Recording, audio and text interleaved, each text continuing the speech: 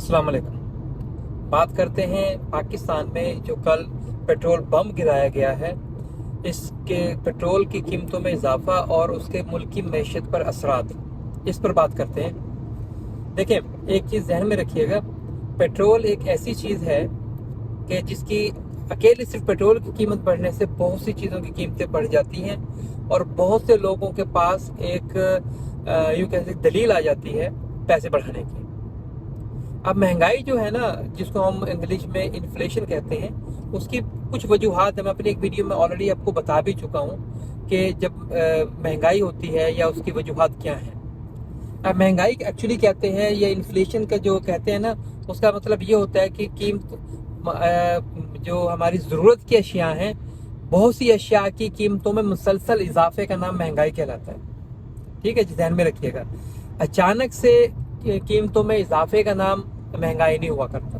For example मैं कहता हूँ कि जी आप पेप्सी पीते हैं, पेप्सी की कीमत आज 50 रुपया है एक बोतल की, और आज वो अचानक से 60 हो गई और उसके बाद 3-4 साल वो 60 पर खड़ी रही।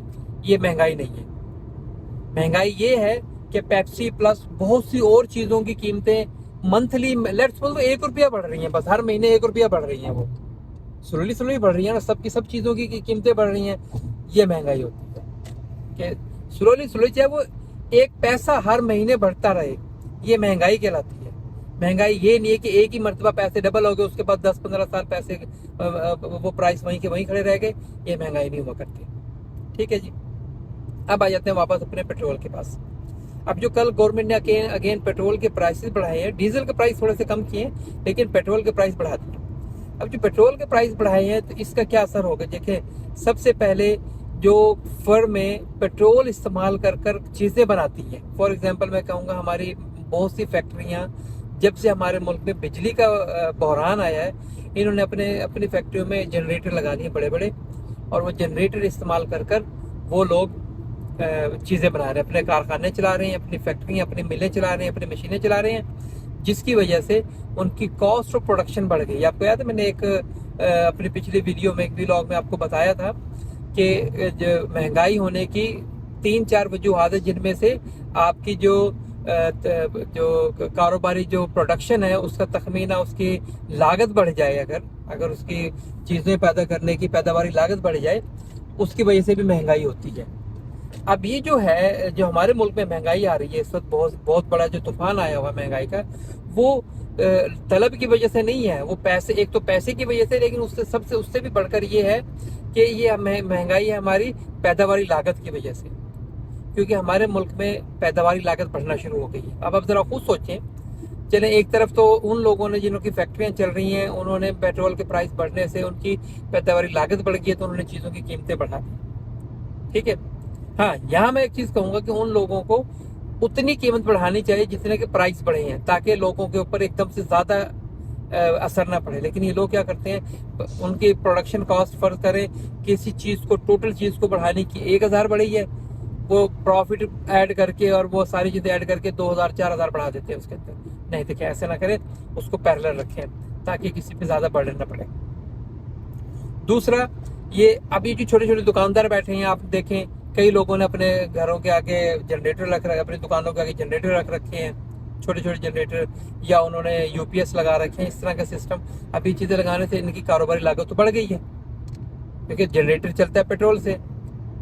अगर उनका काम है गाड़ियों के अंदर सप्लाई करने का, कारोबारी लागत फिर बढ़ गई, डिलीवरी चार्जेस बढ़ गए तो इस तरह भी उनका ये प्रॉब्लम हो गया।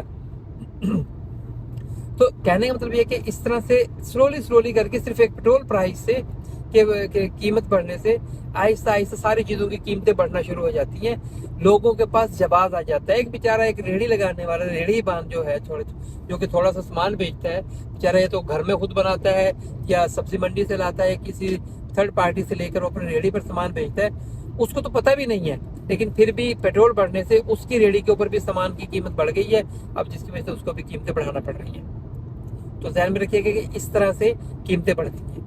अब इसको देखते हैं, मुल्क की मैशत पर इसके असरात क्या पड़ रहे हैं। हमारे मुल्क की मैशत पर इसके हमारे मनफी असरात पड़ रहे हैं, तो हम हर कोई जानता है। लेकिन एक चीज़ और भी जो लोग इससे थोड़ा सा इसको नोटिस में नहीं लेते, ध्यान में रखिएगा, मनफी असरात का मतलब क्या है यहाँ पर। منفی اثرات اوورال تو یہ ہے کہ مہنگائی بڑھتی جا رہی ہے، منفی اثرات ہیں۔